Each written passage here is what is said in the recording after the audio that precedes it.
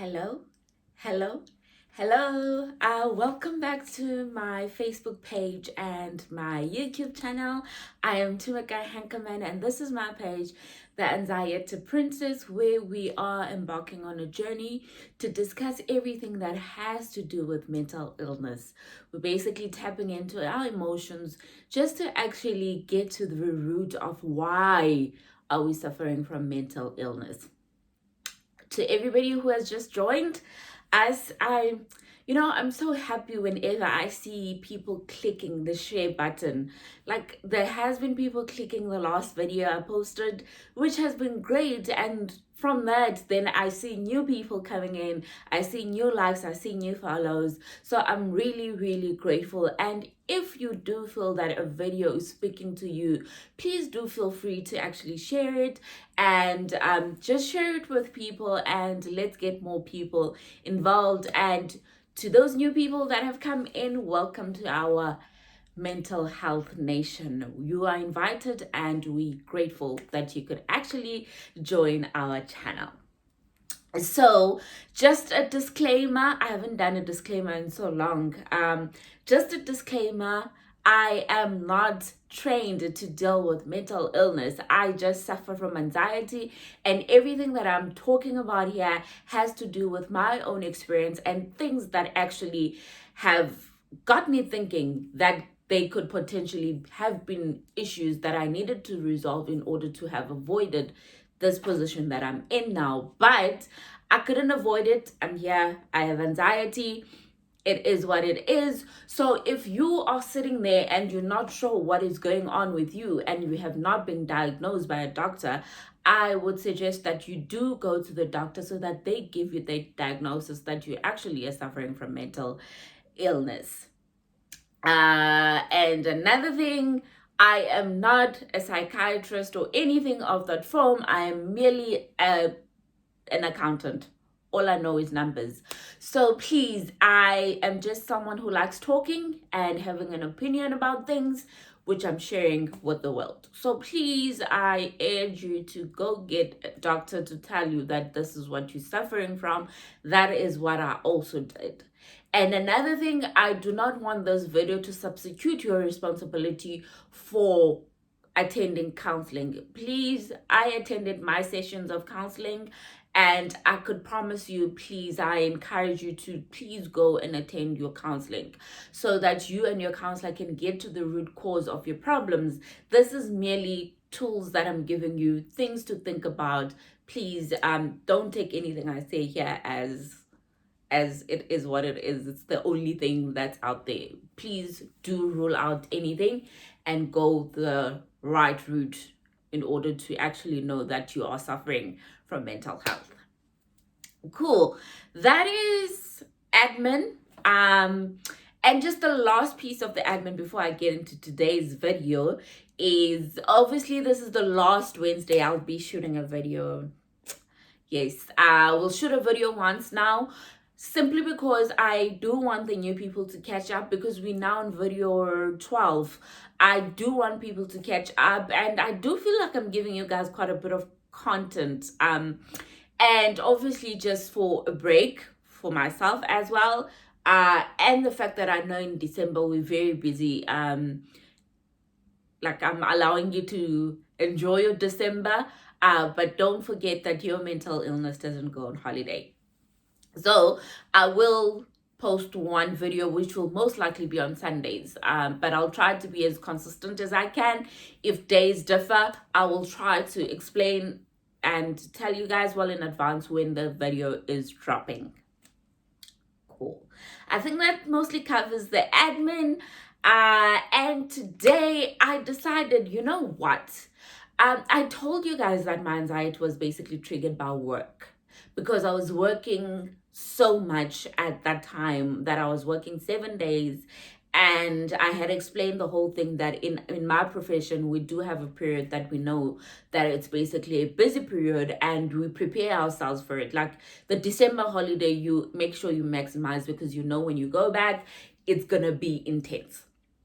So I went through that period, and sadly, within that period in March, that's when I experienced my first anxiety attack. And I suppose I've discussed everything in all these videos, but we didn't go back to the root.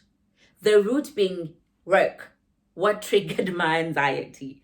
And I just want us to actually start questioning ourselves as to whether the way we're leading our lives and our quest for success, is it actually the reason why we're mentally ill? So yesterday I asked you guys a bunch of questions. Just bear with me. I have my book here today. As you can see, I've kind of changed positions. I'm not sitting on the bed. I have this space in my room where I have 2 chairs and stuff and a little table, which the idea was to have it as my time out space where I could sit and watch and read a book, but I haven't actually made use of it. So I thought, why not? Let me just make use of it now for this video. So I asked you guys a couple of questions yesterday. Whether are you a perfectionist? Do you have high expectations? Does everything needs to flow in a certain direction? It needs to be flawless all the time. And when the situations don't meet your standards, do you consider those situations as failure moments? If you have answered yes to all these questions, then you need to know that you're a perfectionist, and that thing of being a perfectionist could actually be the reason why you're in this position where you are suffering from either anxiety, depression, and any other mental illness. Cool. So today we're questioning ourselves. So the video will most likely be titled How Perfectionism is Actually Impacting My Mental Health. So just a little bit about me. So from high school, I always knew that I was academically gifted, if you want to call it, or rather I worked hard. Let me put it that way. Actually, I worked hard. From high school, I was one of those students that pulled all-nighters in high school before an exam or anything like that. And I came second in my class in matric. And I used to get certificates and stuff during prize giving. So I always knew that academically I could go far, you see. So after that, I went to study at Rhodes. I did a BCom accounting, and still I was that student pulling all-nighters and things. And after I finished my qualification, I took a gap year due to financial reasons that I couldn't study further. And 2013, I started working. I started doing my articles. And immediately I realized that given an opportunity to excel, I take it and I run with it. But that came at an expense. It came at an expense in the sense that I never used to say no. And I always wanted to be the best. I always wanted to excel in everything I was doing. And I wanted to succeed in this career so badly.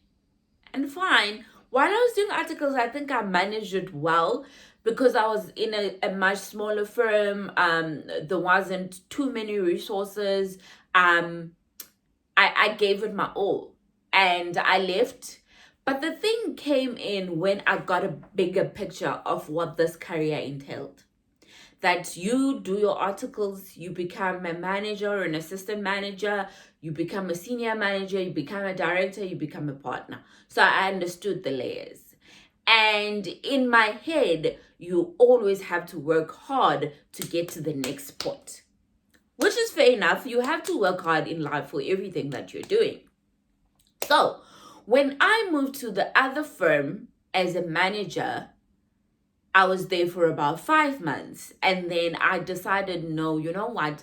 Let me join my hubby in Ireland. And I applied for the job in Ireland and I was pushed down from a manager to an assistant manager. I think that sparked a drive in me that I'm going to show them that they should have taken me as a manager, that I have what it takes, I'm capable of doing everything that needed to be done in order to be promoted to manager. And when you set yourself such a goal of proving a point, as opposed to just a general goal, it can take a toll in your mental health. Because in my journey, I was all hell bent on making sure that I get promoted within that year, that it didn't matter at what expense it was coming at. So I was working 7 days a week. I was taking on work and being like, if someone would come to me and say, "Oh, can you please do this for me?" There wasn't a point where I'd be like, "No, I have too much on my plate." And bear in mind, I'm in a new country, I'm in a new firm, I'm in a new environment as a whole. And remember, I was working with South African legislation, and now I'm moving into another country where I'm learning new things. And the mistake I did was that I'm going to make sure I cover all of these things all at once. New environment, new people, new firm, new legislations, all good and well. Instead of taking it at a step at a time. There was no reason for me to be pressured into the fact that I want to be promoted. Because I could see my other fellow South Africans, they were not being promoted in the first year because it's a step, it's a journey. So I took on that responsibility that, you know what, by the end of 2018, I'll be a manager again. That means 7 days of working. That means dedicating yourself to this job. That means lack of a work and life balance. And that means when someone asks you to do something, you do it. It's not sustainable. Which is basically what happened to me. And oh, good and well, I did get promoted. But it came at a big price. The price was my sanity. Right? Cool. Got promoted, went on holiday, came back 2019 now, and now my goal is let's work to senior manager.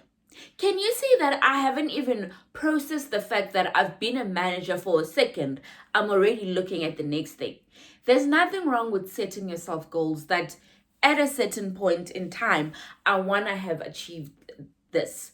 But the goals needs to be practical. The goals needs to be realistic. There was no need for me in my first month as a manager. I'm already like, let's work to being senior manager. There was no need. So can you see that my life was I was so rushing to the finish line that my goals were not aligned properly. My goals were not realistic. My goals were not practical. And in doing so, obviously, Tameka, can you do this? Yes, I can. Tameka, can you do? Yes, I can. And not even assessing my workload. And to be fair, I was working with really, really awesome partners. Like, I worked with really nice people. And who, when I was diagnosed and I told them that this is my situation, I have been diagnosed with anxiety and I'm struggling, they were like, whoa, your workload was quite a lot. And why didn't you speak sooner? Can you see my quest for success? Let me believe that I was okay to be in this position, to be given so much work, that I did not speak up when I couldn't anymore. So the price that I paid for that was my sanity. The price that I paid for it was the fact that now I am living with anxiety that I don't even know when it will leave my life. But it's part of me now, and it's the price I paid. I pushed success to a point where I was not reasonable in my quest for success, and setting myself realistic expectations, realistic goals, and not being unfair to myself. Like I honestly, we traveled and we did all these things, but I never did those in the first half of the year because I knew I had to work. It wasn't a healthy relationship with work, basically. I still don't have a healthy relationship with work. But yeah, that's the story for another day. But basically, what I am trying to say is that my quest for success took a toll on my mental illness. I was diagnosed with anxiety in March of 2019. And then from that day, I have learned to say when it's too much. I have learned to say, to know what my capabilities are. Like, I still push myself. Trust me, I still push myself. But I push myself, and then when I can feel that I have pushed myself, I have a tolerable error, which is basically that one that is my capability. And then I have room for a little bit more. And then once I push myself above that room for a little bit more, then I know you're overdoing it. You're overdoing it, which has happened this year as well. And I was really worried about my mental state, but all good and well, I was fine. I was fine. But when it gets to that one, I know that you need to take a step back, reflect, and prioritize, and know that this is not good for your mental health. So I've set myself a tolerable error, and then something a little bit above that, okay, maybe we can push. But when we're pushing above that, then I know I'm pushing beyond what I'm capable of. So that's just a little bit of my story and how we got to where we are. That I did not set myself reasonable goals. I was pushing for things that I knew at that point it was not practical for me to achieve. So my goals were not really in line with what was happening at the moment. So now, yes, I do have a goal. I'm successful. Now, you define your own success. Let me put it that way. You define your own success. I think after this thing happened to me, I almost like started defining my journey of success. What does it mean for me to be successful? And for me, being successful was coming back to South Africa. Me being successful was me coming back and being a senior manager, which I am, me coming back and purchasing my first property, which I did, and me coming back and having a car. And me coming back and being able to sustain my life and to sustain my mother's life, which I'm doing. For me, that defines my success. If I have those things covered and I'm good to go for the month, that defines success. But for the months where I'm not good, it doesn't mean now I'm no longer successful. No. I'm still successful. Because I had achieved these goals that I set for myself. And now, whatever I'm achieving post that, for me, it doesn't define my success. For me, it just defines the fact that I had a goal and I worked towards getting that goal.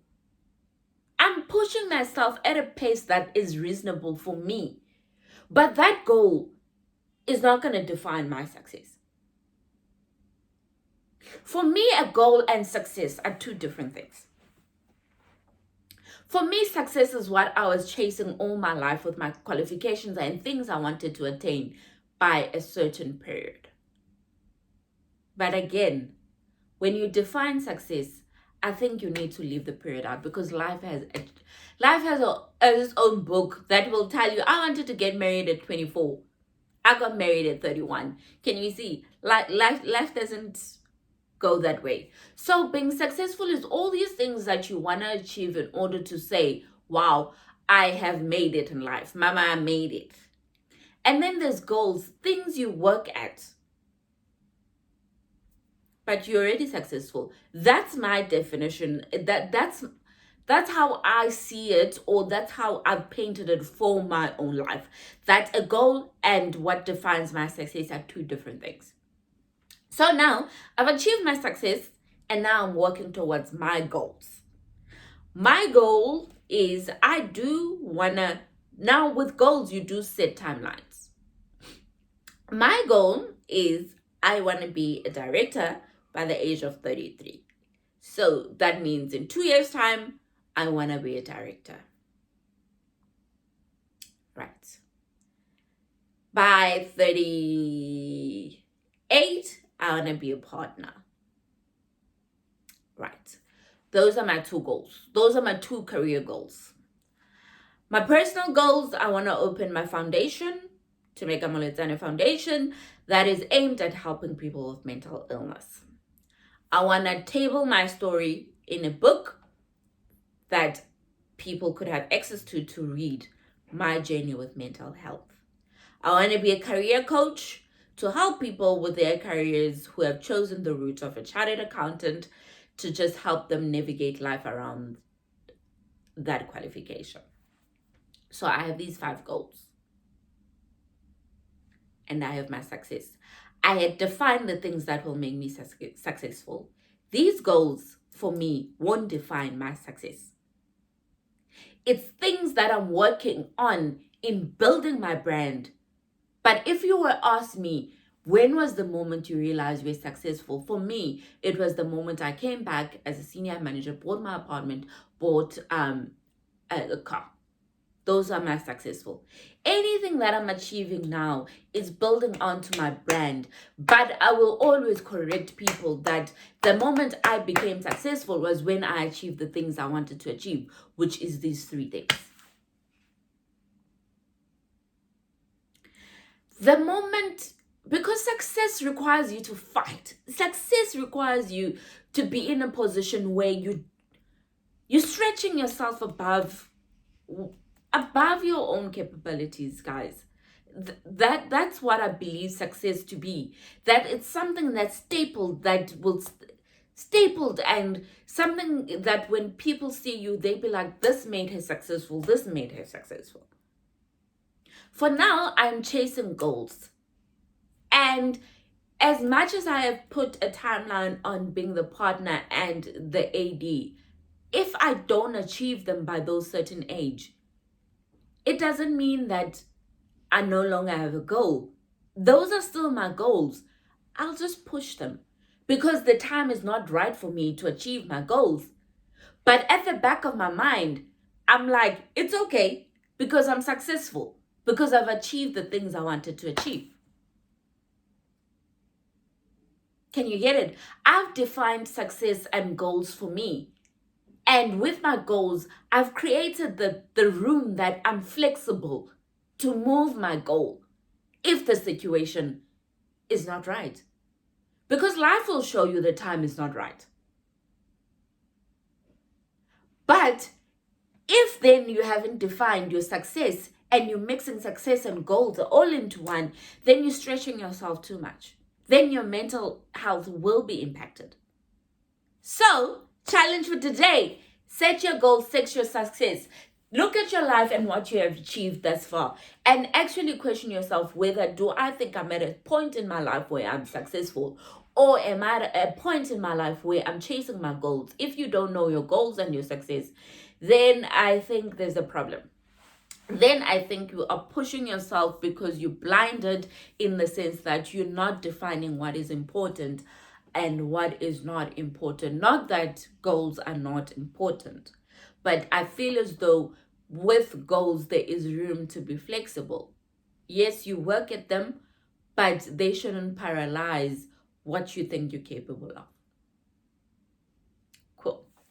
So I've given you a little bit background and story and where I'm going with this. And now we're just going back to, I'm going to give you signs which I noticed with me, it was killing me. I'm a perfectionist at heart. But I've had to learn the hard way. I know when someone at work, one of my junior staff does something for me, from how it looks for me, it had to be a certain way. To how neat it was, it had to be a certain way. And, I'd spend time on focusing on that instead of what was there, And sometimes you need to focus on what's there instead of how it looks, because those things are not important. The content that is there is what is important. So I've learned to not be such a perfectionist at heart, because then it's gonna drive me crazy. It will drive me crazy. Okay, so I'm gonna give you signs that you're expecting too much from yourself. And then I'll give a little bit, I will elaborate a little bit more English. Okay, when you're taking on too much is that you have too high expectations. You need to understand your capabilities. There are people, I'm one of those people that constantly want to be busy. Always on the run. Always on the run. Taking on too much, you have an 8 to 5 job. I don't have an 8 to 5 job. Sadly, I have an 8 to whatever time job. But if you are taking on something that requires you to be up in the wee hours of the morning at 3 a.m., you're busy working, then you're taking on too much. Because taking on too much means up on top of what you have, you need to do this extra thing. And in order to do this extra thing, then you need to do it at your own time. That means now you're working Saturday and Sunday. That's basically, you're expecting too much from yourself. You know what your capabilities are. However, you're still not limiting yourself to what you're capable of. So taking on too much is one of the signs that you are expecting a lot too much. So you need to have a balancing act that if I'm taking on this, do I really have the time to actually execute it? If it makes you work on a Saturday and a Sunday, then I think you need to reevaluate what is the definition of too much in your life. I remember I told you I have a tolerable error, and then I have this.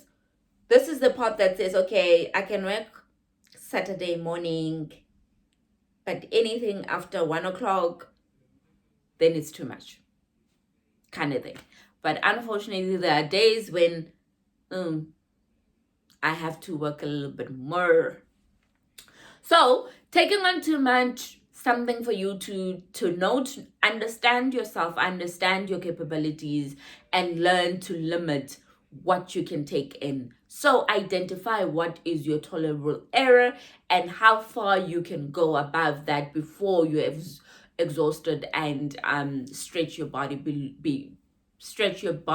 beyond its capabilities. Cool. 2, not allowing yourself to make mistakes. You want to be good at everything. I soon realized I wasn't good at everything.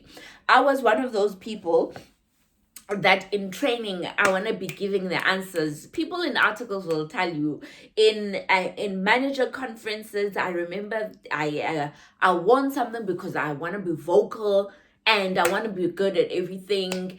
And it's okay. If you're not good, you understand yourself. Like, you can't expect me now to be good in, say, in economics, for instance. Like, I am good in accounting, and that is my capabilities, and that is what I'm good at. I just had a pause now because I have this new symptom that just feels as though things are spinning and it gives me a headache. So it came now as I was shooting. So I had to take a moment to just compose myself. Sorry if that was visible. But yes, I do have a new symptom. It's not pleasant. But yeah. So you need to realize that you are not good at everything. You need to allow yourself to make mistakes, because I do believe that mistakes is the foundation that you need in order to know where to improve. I feel as though people that always think they're good at everything are the people that struggle to take criticism, are the people who lack the development because they don't know where to develop. So allow yourself to make mistakes. Allow people to tell you the mistakes that you have made in order to provide you with constructive criticism that you can actually use in your journey to better yourself. So you're not good at everything. I'm telling you now, if you're watching this video, you know what you're good at. For me, I know that I'm lazy to clean, but I'm good at it. I have OCD when it comes to cleaning. I know that I'm not good at cooking, but I make the most of it. I know that I am not good at... I'm not good at a lot of things. And it's okay. And it's okay. I know the things that I'm good at. And that's fine. I'm good at putting an outfit together, for one. And that's fine. So I do know what I'm good at, and at work, I know that a certain area, let's say valuation, is not my strong point. And I allow myself to make mistakes in order for me to better myself and to know where I can improve. We are work in progress. Just know that in life you are work in progress. You'll always be learning something new. You're not perfect. You can make mistakes. Okay. And then the next one is constantly chasing achievements and using these to measure your worth and success. On the go, go, go, go. Because you need to achieve. And these determine whether you're successful or not.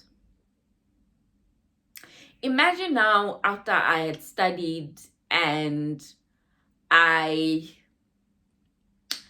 like in my video in the Q&A where I said I wanted to study further, imagine now me studying further, those masters was actually determining whether I was successful or not. I would be sitting here thinking I'm not successful because I haven't done the masters. Imagine if at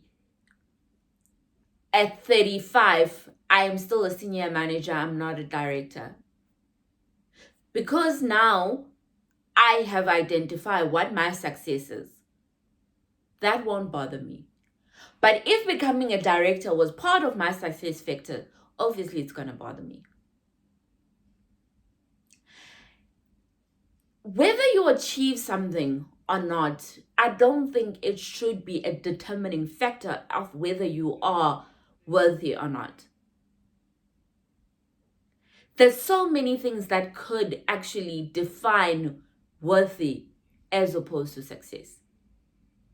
You're driving yourself crazy saying, I need to be in this position. This needs to happen in my life. This needs to happen in my life in order for me to consider myself worthy and successful. So I think this exercise, this was not even meant to be the highlight of this exercise of defining what makes you successful. I think it's something you need to take seriously in order for you not to beat yourself up if you're not achieving other things, so that you know what determines your success, what you define as successful. Because now, once I start taking my goals, these goals that I want to be an AD, I want to be a partner, I want to have my foundation, I want to write a book, I want to be a life coach. Because if those things factored into my success story, then it's going to push me. But because it's not, then I'm not at a point to determine my self-worth around those things. But even if the things that I've achieved and called my success stories, even if I had not achieved them, I don't think it would determine my worth. Do you get what I mean? Guys, the symptom is like everything. I feel like everything is spinning, but we're not going to stop shooting. So when you are constantly on the go to achieve things to such an extent that you start saying those achievements are what makes you worth it, then you have a problem. You're expecting too much from yourself. Cool. And then setting high and unrealistic expectations. I've already explained this, that I became a manager and I already wanted to be a senior manager. I know there's a time lag between being a manager and a senior manager that, I should have enjoyed the fact that I got promoted, learn, but I was already there. And there was no need for me to be there. So you know the position you are in. You can't come in at an organization as, let's say, as a cleaner and already you want to be a CEO. It's a practical example. You need to work your way and understand the steps that are what's between you being as a cleaner and the CEO. That you need to start here, move. So look at the picture here. And the time frame that you have, is it practical, is it realistic? Do I have the resources and the tools to achieve this thing at this time before you move up? Do you get it? You can't come now as a student, as an assistant student lecturer, and already you want to be a professor. You know the things that needs to come before you actually make it there. So set yourself realistic expectations of the next step. You see, now I've set myself a realistic expectation that I became a senior manager this year. I've set myself a realistic expectation that I'm 31. I'm giving myself 3 years in order to be a director. I think that's practical enough that I have 3 years to work at it. But if it doesn't happen in those 3 years, all good and well, then I know that I'm not ready. So, is your goals realistic? Are they practical? Do you have the means to pursue them? Do you have the resources to pursue them? Is the time frame realistic in order for you to perform them? Do you have the capabilities to perform them? That capabilities part for us people with mental illness, it's more than just your physical. It's more than your physical capabilities. Mental capabilities also play a role, but it does not make you less weak than your other parties that you work with. Cool. I'm worried that the video is long and I still have quite a few things I want to cover. And another thing is being harsh or criticizing yourself to a point that you're always focusing on the things. Let's say if something doesn't go according to you, you're focusing on the end, that I didn't get it. But what about the things that are happening in between? Those little moments that you should be like, wow, okay, yes, I got this right, despite the fact that I didn't get the end goal. This is basically what is my learning from this whole experience. You always harsh on yourself that, I was so stupid not to do this thing. Like every time you don't get something your own way, you're focusing on the end, that it didn't go accordingly, as opposed to the lessons that you've learned throughout the whole ordeal. Yes, it didn't go according to you, but what did you learn? Let's focus on the lessons as opposed to the outcome. Sometimes the lessons is what you need in order to achieve the outcome that is 10 times more than what you thought would be the outcome. Lessons. Remember, learn the lessons instead of criticizing yourself so badly, and learn from every failure that you have gone through. Learn something out of it in order to improve it the next time you are attempting something. Cool. The last sign that you're expecting too much from your staff is living according to other people's expectations and setting your goals based on that. That's the worst thing. I touched on this on my video, Emotional Baggage, that I used to look at my peers and what they've achieved and what I have achieved, and I started panicking, but I stopped doing that because I saw it was killing me. I saw that it was killing me, and now I'm running my own race and achieving things at my own time. Stop. Just because so and so who you started with 10 years ago has his own company, you want to be in the position. The time's not right for you to be. The time is not right for you to have your company. Set your expectation. Just because so and so is driving a Mercedes Benz, you can't. You have responsibilities that you can't avoid. So let them drive their Mercedes Benz. So set your expectations accordingly, according to you, according to your own journey. There's nothing wrong using people as motivations. But the minute you start wanting everything that I have, then it becomes a problem. Because you don't know what I had to endure to get to this point of having these things. I had friends who were already buying their own properties when I just finished my articles. But that was their own journey. That was their own path that God had blessed them with houses at that age, which is all good and farewell. You know, the time is not right for you. Set your expectations and your goals according to what can happen to you. Stop living according to other people's rules.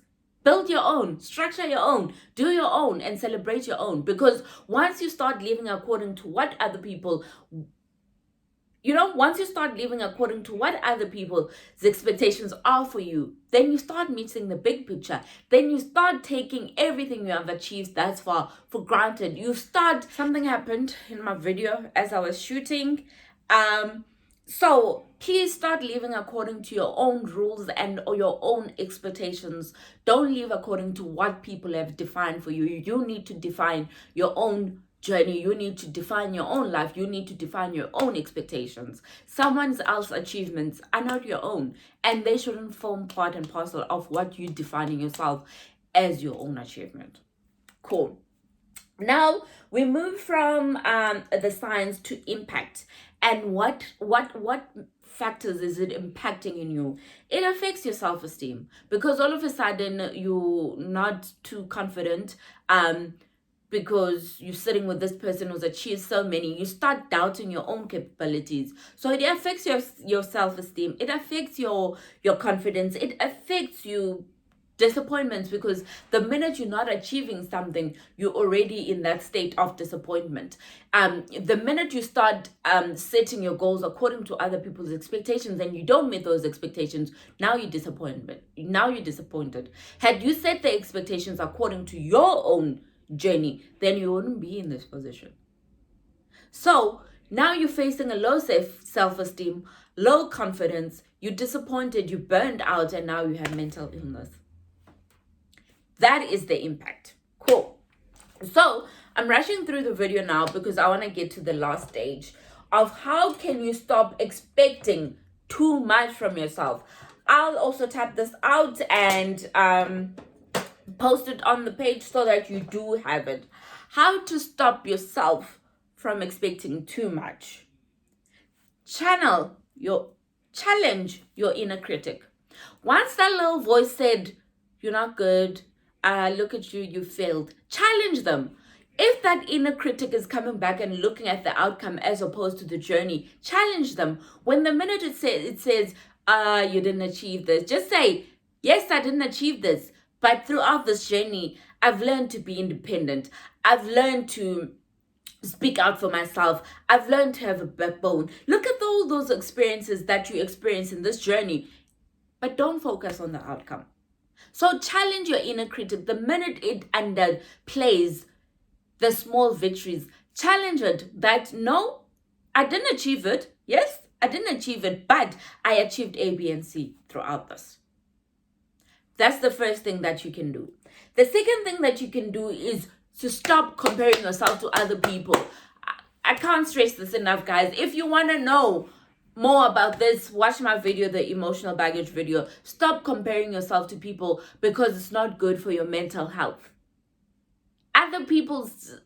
What other people are achieving, it will stress you out. You'll be in a position where you're taking your whole salary to go buy a car you can't even afford, you can't even afford. You'll be having a bond installment that you can't afford, because you're comparing yourself to other people. You don't know what other people had to do to achieve everything they have. You don't know who they had to stab, whose backs they had to stab to achieve the things they had. You don't know what struggles they went through to get the things that they have. So stop comparing your journey. You can't say now, when your friends on the 22nd of the month, they're asking, "Friend, let's do lunch." I personally, on the 22nd of March, don't have money to go out for lunch. And on the 25th, when I get paid, if going out for lunch was not part of my budget, I don't go. Because I don't know what extra source of income you have that I don't have. But because I want to be like you, I start comparing. There's nothing wrong with looking up. You look up to a person. There's nothing wrong with that. But the minute you want to be like those people, that's when the problem starts in. I avoid people that want the things that I have. If anything, it annoys me when someone starts wanting the thing that I have. Because I start looking at it from this angle. Do you want it because you're like, "Oh, wow, this is nice"? Or now are you hell-bent on getting it so that you can be better than me, or whatever the case is? Be careful of people that always want the things that you have. But that's a story for another day. And then the next thing is, I want to assure you now, no one is perfect. Make mistakes and learn from them. That's a very important lesson. No one is perfect. We're all learning. We're all improving. You become a better student when you actually learn from your mistakes. You become a better student when you actually acknowledge mistakes. You become a better student when you can actually take criticism and feedback and turn it into something. So no one is perfect. People portray a beautiful, perfect life, but it's not what it seems. So learn from your mistakes. Be coachable. Be teachable. Be someone people can actually be like, I'm so interested in investing in this person because they take lessons seriously. They learn from the small things and they take those into the next journey and better them. So no one is perfect. And the next one is set and question your expectation. Is it your own? Is it your own expectation? Or is it someone else? Is it realistic? Is it practical? Is the time frame right? Do I have the resources and the means to actually achieve this thing? So question yourself even more.